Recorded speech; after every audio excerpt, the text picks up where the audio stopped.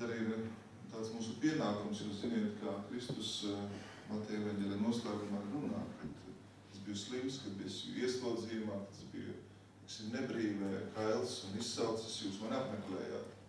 Un tas pieder pie baznīcas sūtības, tāpēc es gribētu, lai jūs tā palūdzaties sirdī, un man arī būtu šodien pasakiet, kuriem būtu kā interesi, mēs tā nesūtīsim uzreiz cietumu, bet jūs apmācīsieties, jūs veidosiet mazu komandu, un jūs satiksiet kapelānus, un tad vienkārši tur šī alfa tad arī turpināsies tur runāt gan par vīriešu, gan sieviešu cietumu.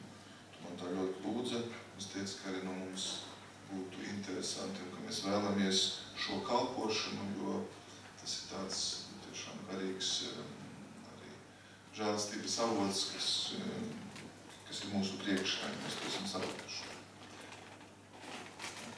Jā.